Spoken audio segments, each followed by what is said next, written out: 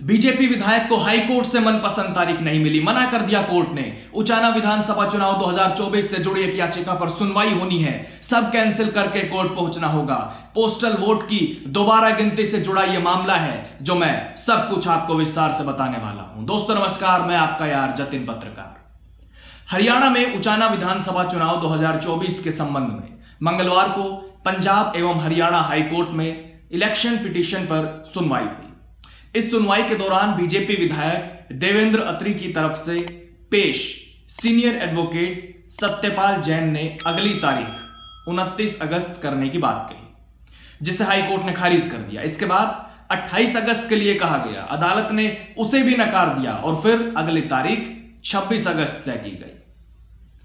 इसके अलावा कोर्ट ने सुनवाई के दौरान कहा कि इस केस को रैंक ऑन प्रायोरिटी रखो और आप इसमें बेवजह देरी करने के तरीके अपना रहे हो। मीडिया रिपोर्ट्स के मुताबिक जस्टिस ने कहा यह पिटीशन इतिहास की सबसे जल्दी डिसाइड होने वाली इलेक्शन पिटीशन होगी। जब भी तारीख दी जाए अपना सब कुछ कैंसिल करके यहां आना है और आगे इसे डेली सुना जा सकता है। यानी अब अगली सुनवाई 26 अगस्त को होगी। खास बात यह है कि यह पिटीशन सिर्फ पोस्टल वोट की दोबारा गिनती के लिए दाखिल की गई। दरअसल जींद जिले की उचाना विधानसभा से चुनाव हारने वाले कांग्रेस के प्रत्याशी और पूर्व केंद्रीय मंत्री चौधरी बीरेंद्र सिंह के बेटे पूर्व सांसद बृजेंद्र सिंह ने पोस्टल बैलेट की गिनती दोबारा करवाने की याचिका पंजाब एवं हरियाणा हाईकोर्ट में दाखिल की। एक महीने पहले हुई सुनवाई के दौरान बृजेंद्र सिंह की संशोधित याचिका की एप्लीकेशन पर फैसला सुरक्षित रखते हुए देवेंद्र अत्री के वकील से जवाब मांगा गया था। देवेंद्र अत्री की तरफ से अब जवाब आने के बाद याचिका पर नियमित रूप से सुनवाई होगी। जस्टिस ने कहा था हम इसे डेली सुनेंगे क्योंकि एक स्वच्छ लोकतंत्र में फैसला सही होना चाहिए और यह बात मैं नहीं, भारत का संविधान कह रहा है। और मैं आपको बता दूं कि उचाना विधानसभा सीट पर बीजेपी के देवेंद्र अत्री सिर्फ 32 वोट से जीते थे।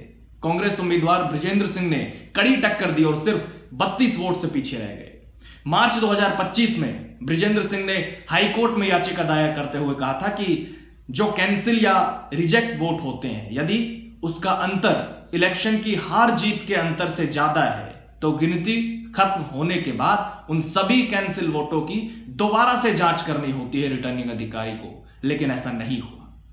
उचाना सीट पर बीजेपी प्रत्याशी देवेंद्र अत्री को 48,968 वोट मिले थे और दूसरे नंबर पर रहे कांग्रेस प्रत्याशी बृजेंद्र सिंह को 48,936 वोट मिले थे और इस तरह हार का अंतर 32 वोट का रहा। कांग्रेस प्रत्याशी बृजेंद्र सिंह हार गए। इस चुनाव में 400 के करीब बैलेट पेपर की काउंटिंग की गई थी और इनमें से 215 वोट त्रुटियों के कारण रिजेक्ट या कैंसिल हो गए थे। मार्च 2025 में दायर याचिका में बृजेंद्र सिंह ने आरोप लगाए थे कि 150 वोट केवल इसलिए कैंसिल किए गए हैं क्योंकि पोस्टल बैलेट के लिफाफे के ऊपर जो स्कैनर था उनकी स्कैनिंग नहीं हो पा रही थी। बृजेंद्र सिंह ने कहा कि जिन वोटों की स्कैनिंग नहीं होती तो उन लिफाफों को कैसे खोलना है इसकी भी प्रक्रिया है जो गिनती के दौरान नहीं की गई और इसी को लेकर उन्होंने कोर्ट में याचिका लगाई है। उन्होंने कहा है कि वोटों की हार जीत का अंतर महज 32 वोट का है, इसलिए यह काउंटिंग जरूरी थी। दरअसल उचाना विधानसभा सीट पर सबसे छोटी हार जीत हुई है। कांग्रेस के लिए कहें तो 32 वोटों से हार और बीजेपी के लिए कहें तो 32 वोटों से जीत, लेकिन अंतर सबसे कम इसी सीट पर रहा। हालांकि कुछ दिन पहले एक इंटरव्यू में पूर्व सांसद बृजेंद्र सिंह ने उचाना विधानसभा सीट पर मिली हार को लेकर बड़ा खुलासा भी किया।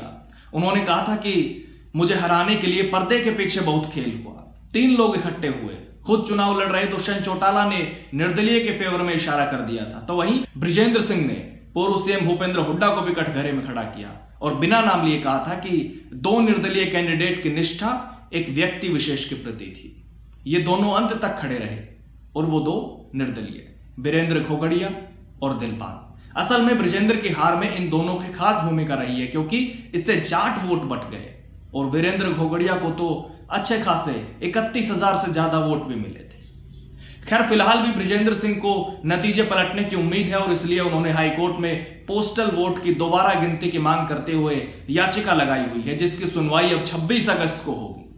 वैसे बीजेपी विधायक देवेंद्र अत्री ने वकील के जरिए तारीख 29 अगस्त या 28 अगस्त करने के लिए कहा, लेकिन कोर्ट ने साफ इनकार कर दिया और तारीख 26 अगस्त दी गई है।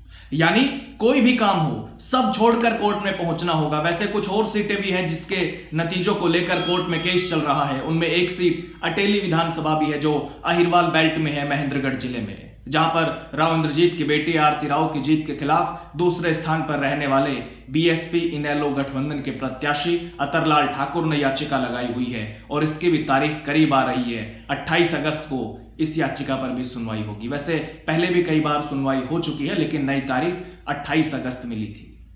खैर, चुनाव से जुड़े अलग अलग मामलों पर कोर्ट में सुनवाई होनी है और जो कुछ भी होगा वो सब मैं आपके सामने पहले भी बताता रहा हूं और आगे भी बताता रहूंगा।